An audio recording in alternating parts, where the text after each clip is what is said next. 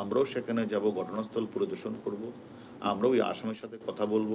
তারপরে তার কথার সাথে ওইখানের যে লোকেশন, বিভিন্ন ধরনের মানে ইগুলি মানে বাসা, বাড়ি সবগুলি আমরা মিলাবো।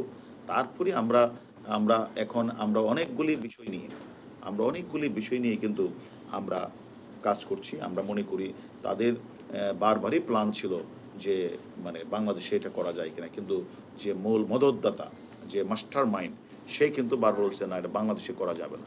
যার কোনো ফলশ্রুতিতে ২ বার সে কিন্তু ওখানে গিয়েছেন। ৩য় বার ওনারা এটা সাকসেস হয়েছেন। আর তাদের উদ্দেশ্য অনেকগুলির মধ্যে আমি একটা উদ্দেশ্য বললাম যে হত্যাকাণ্ডটা কী কারণে হত্যাকাণ্ড সংঘটিত হয়েছে, স্পেসিফিক রিজনটা তো আমরা এখনো বলতে পারছি না। তার মধ্যে সাপোর্টিং অনেকগুলো বিষয় যে মানে তাদের মূল উদ্দেশ্য ছিল এটা হলো মানে একটু নিয়ে তুলে এই ছবিগুলি দিয়ে তাকে ৩ দিন আটকে রেখে অপহরণের মতো কিছু টাকা আদায় করা যায় কিনা, এটা একটা উদ্দেশ্য ছিল।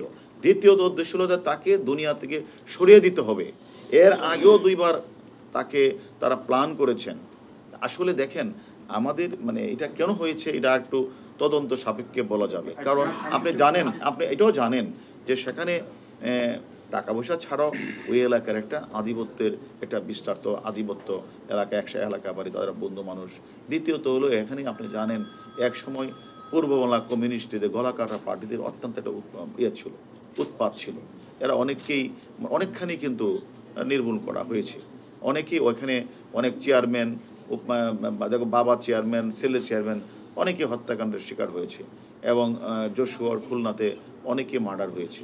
এখন এগুলির পিছনে এবং তাদের জিদ আছে কিনা, তাকে তারা এটাকে মনে করি কিনা, এবং এখানে আধিপত্য বিস্তার এবং আপনি যেটা বলছেন সেখানে এই এলাকার নিয়ন্ত্রণ, যেহেতু এটা একটা border area, cross border area, এটা এই কারণে এই এলাকার মানুষকে সে নির্মূল করতে গিয়ে এলাকাটাকে মানে এই এলাকাটাকে সঠিক পথে রাখতে গিয়ে অনেকের বিরাগ বাজন হয়েছে কিনা, সব কিছু তদন্ত ছাড়া তো আসলে শেষ না হওয়া পর্যন্ত অ্যাকচুয়ালি কারণটা কি এটা তো বলা যাবে না। শাহীন যখন এখান থেকে বলতেছিল যে তোমরা তাকে এখানে মানে করো, মানে যখন সে ভিতরে ঢুকে গেলেন তখন তার মোবাইলটা নিয়ে কিন্তু ফয়সাল সে কিন্তু বাহিরে গেছে অনেক দূরে, তার মোবাইল নিয়ে সেখানে কিছু রিং টিং দিয়ে আসছে। অর্থাৎ বোঝাতে চাচ্ছে এখানে মানে তার লোকেশনটা এখানে কখনোই ছিল না, অর্থাৎ দূরে ছিল। এই জন্য এখানে যেহেতু লোকেশন তার এখানে না, লোকের অনেক দূরে, মানুষ খুঁজলে তো লোকেশন অনুযায়ী খুঁজবে, তখন এখানে তারা উচ্চা ছিল যে 2 দিন রাখবে, রেখে সেখানে তাকে হয়তো মানে তাকে আটকিয়ে রেখে অথবা কিছু ছবি টবি তুলে তাকে 2 দিন কিছু টাকা নেওয়া যায় কিনা, এটা কিন্তু তাদের মূল গেম না।